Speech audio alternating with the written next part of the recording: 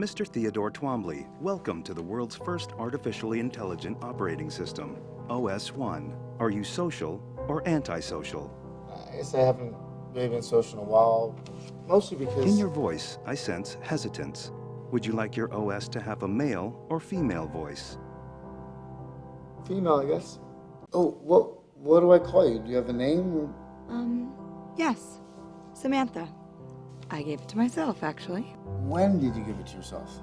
Well, right when you asked me if I had a name, I thought, yeah, he's right, I do need a name. So I read a book called How to Name Your Baby, and out of 180,000 names, that's the one I like the best. In 2/100ths of a second, actually.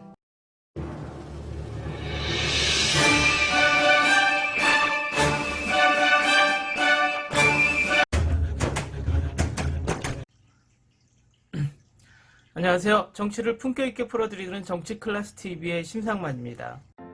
오늘은 일본 언론에서 불과 하루 만에 혐오를 학습한 AI 이루다가 한국 사회에 던진 질문이란 제목의 한국 기사를 번역해 게시했는데 그 내용과 일본 댓글 반응을 살펴보겠습니다. 과학기술이 발전함에 따라서 미래 사회에 꼭 필요한 기술로 대두되고 있는 인공지능 AI가 점점 발전함에 따라서 아직까지 완벽한 개발품이 아닌 상황에서 여기저기 많은 AI가 출시되고 있는 가운데 한국 인공지능 챗봇 이루다가 화제가 되고 있습니다.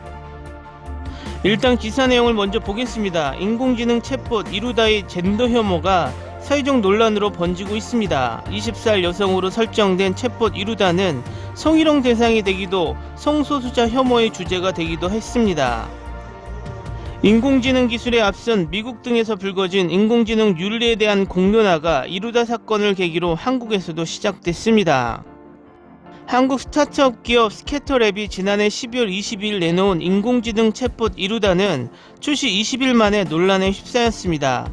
이루다가 이용자의 대화에서 차별성 여성성을 재현하고 성소수자를 혐오하는 응답을 내놓았기 때문입니다. 지난 8일 일부 이용자들이 이루다를 향해 성희롱성 대화를 시도한 사실이 알려져 논란이 처음 불거졌습니다. 바로 다음 날에는 이루다가 레즈비언이나 게이에 대한 싫다, 혐오스럽다고 응답한 점이 비판의 대상이 되었습니다. 이루다는 스캐터랩이 기존에 내놓았던 메신저 대화 분석 서비스 텍스트앳과 연예의 과학에서 확보한 연인 간 대화의 데이터 100억 건을 학습해 태어났습니다. 아이돌을 좋아하는 20대 여성 대학생이 정체성으로 설계되었습니다.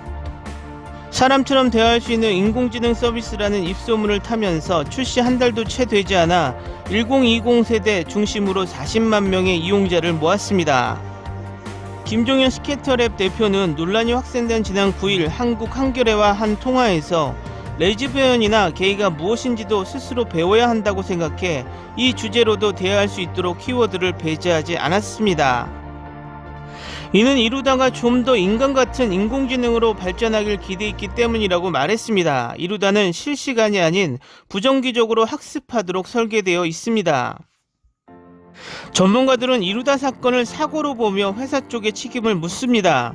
고학수 서울대 법학전문대학원 교수는 10일 한국 한겨레와 한 통화에서 소수자 키워드를 금기어로 설정할지 정도를 고민했다는 것은 너무 초보적이다. 사회 윤리적인 측면도 더 진지하고 고차원적인 고민을 했어야 한다고 말했습니다. 다음 창업자 이재용 씨도 페이스북에 사회적 합의도 못 미치는 수준의 서비스를 제공한 회사의 문제라며 혐오와 차별 메시지를 제공하지 못하도록 강제해야 한다고 짚었습니다. 서비스 자체의 잠복한 문제가 불거졌다는 시각도 있습니다. 손희정 경희대 교수는 인공지능은 어떤 데이터에 기반해 설계했는지가 중요하다. 20대 이성의 여성성을 활용해 이성애자 남성의 판타지에 부합하도록 캐릭터를 디자인한 순간 차별적 여성성 재현과 소수자 혐오 태도는 예견된 문제라고 말했습니다. 차별과 혐오를 재현하지 않는 완벽한 인공지능은 만들 수 있을까? 장병탁 서울대 인지과학연구소장은 기술만으로는 불가능할 것이라며 현재 인공지능 개발은 인간의 통제를 벗어나 인공지능이 스스로 학습하는 방향으로 진행 중입니다. 이는 뛰어난 인공지능이 등장할 수 있지만 인간 예상 밖의 예외 행동도 끊임없이 발생한다는 뜻이라고 말했습니다. 논란이 예상되는 키워드 배제와 같은 단순한 조처로는 인공지능의 혐오와 차별의 주체가 되는 현상은 되풀이될 수밖에 없다는 뜻입니다. 장 교수는 당대 인류에게 적용되는 도덕률을 인공지능에게도 적용하라는 대원칙 속에 기술 개발을 넘어 도덕, 윤리, 제도까지 포괄하는 논의가 절실하다고 강조했습니다. 한국 정부는 지난해 12월 인공지능 윤리 기준을 마련했습니다. 이루다처럼 도덕률 학습이 덜 된 인공지능이 상용화되고 사회적 논란을 야기하는 현실에 견져 정부의 발걸음은 굼뜨다는 지적이 나오고 있습니다. 이 기사의 일본 댓글 반응입니다. 일본인을 폄하하는 내용을 정당화하는 것을 제대로 배운 것이죠. 한편 일본에서는 사실이든 조금이라도 한국의 뜻에 맞지 않는 것은 맞고 그것을 일본 변호사에도 용인한 것 같아서 무섭다.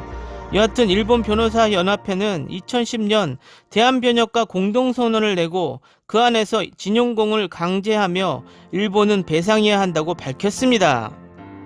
공적 단체임에도 불구하고 상당히 편향된 정치적 의도를 느낀다. 그런 것도 합법적으로 AI가 습득하고 강요될 것 같아 무섭다.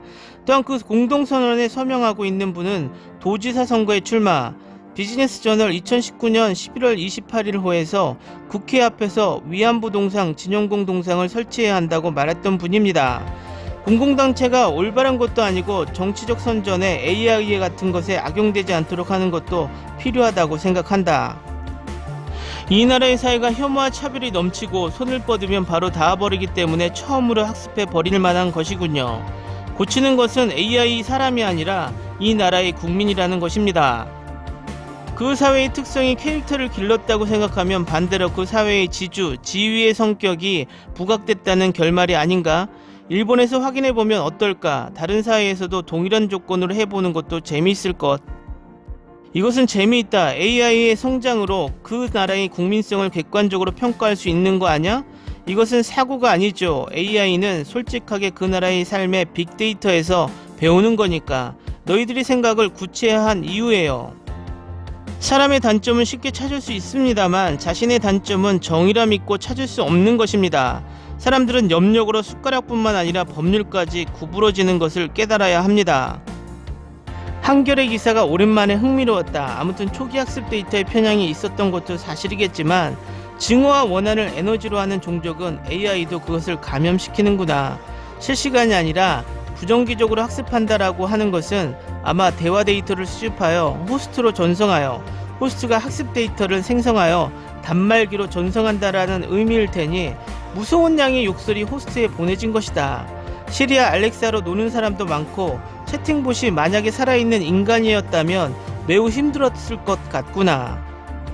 AI도 인간도 마찬가지. 어린이에게 잘못된 학습을 하면 그같이 성장하는 것은 상식, 학습시킨 인간 측이 문제. 세상에는 비판적인 의견이 많으니까요. 다른 사람에 관심이 있는 사람이 얼마나 많은가. AI의 비판이 모인다는 것도 잘 생각하면 웃기는 이야기군요. AI는 샘플을 수집 분석하고 확률적으로 높은 응답을 반환하는 거니까 샘플에 바이러스가 걸려 있으면 바이러스가 걸린 대답밖에 나오지 않는다. 어떤 의미로 보면 제대로 학습 가능한 것이 작동하고 있었던 셈이다. AI에 양심회로를 붙이는 시비는 코미디다. 대화형 자율학습을 하는 AI는 그것을 이용하는 인간을 비추는 거울입니다. 어떻게 인터넷 사회에 혐오와 증오가 넘치고 있는지를 보여주고 있을 뿐이다. 이미지 캐릭터도 그런 느낌이다. 한국에서 학습하고 성장하면 이렇게 된다는 실증 실험이잖아. 만약 그것이 바람직하지 않은 성격이라면 현재 한국의 환경, 정보, 교육 등이 바람직하지 않다라는 것을 여실히 나타내고 있다는 이야기. 전체 내용을 보지 않고 말할 수는 없지만 하루에 한국인과 대화하면 AI도 사람을 멸시하고 혐오하는 것을 학습할 수 있다는 사실이 되어버렸다. 그래서 그러한 부모들에게 키워진 한국인은 스스로 가장 우수한 다른이라는 생각을 가질 것이다. 그래서 세계 각국에서 뜻밖의 싸움을 벌이게 되는 것이다. 이 녀석 한일 관계를 입력시키면 어떤 반응을 나타낼지 궁금합니다. 물론 국제법과 지금까지의 모든 역사를 학습시키는 데서부터 이야기하면 이루다의 대응, 한국인의 대응, 이루다가 한국인의 혐오감을 품고 있다면 그 혐오감의 뿌리의 행동을 한국인이 하고 있다는 것을 깨달아야 한다고 생각하지만 일본 댓글을 보면 분노보다는 일본 댓글 수준이 한국에서 개발하는 인공지능 AI보다 못하다는 생각을 하게 됩니다. 역으로 제가 일본인 입장이었다면 이런 생각을 할 것 같습니다. 한국은 AI 개발과 자율주행 등 미래 사회를 준비하는 과정을 겪고 있고 벌써 그 문제를 겪으면서 시정해 나가는 모습이 보이는구나라며 아마도 부러워하는 모습을 먼저 보였을 것입니다. 이번 코로나 사태를 겪으면서 일본의 의료, 행정, 정치가 얼마나 열악하고 정체되었는지 확실하게 보여주었던 일본이 한국의 AI를 조롱하고 있는 자체가 10년, 20년 시간이 지나서 미래 사회의 격차가 커지면 어떤 변명을 할지 기대가 됩니다. 문화적인 면에서도 K-팝, K-드라마, K-영화 등이 처음 세계의 두각을 나타낼 때 일본의 초기 대응이 이 AI를 조롱하는 것과 같았는데 1년도 되지 않아 K-팝 인정, K-드라마 인정, K-영화를 인정하고 있습니다. 그것은 BTS를 부러워하고 사랑의 불시착이 일본 넷플릭스에서 몇 개월 동안 1위를 유지하고 지금 1년도 더 지난 기생충 또한 일본 넷플릭스 영화 부분 1위를 하고 있다는 것을 머릿속에서 싹 지워버리고 정신승리를 하고 있는 모습이 이젠 안쓰럽기만 합니다. 오늘은 여기까지 하겠습니다. 오늘도 강화된 사회적 거리두기 꼭 실천합시다. 여러분의 구독과 좋아요는 저에게 큰 힘이 됩니다. 항상 시청해 주셔서 고맙습니다.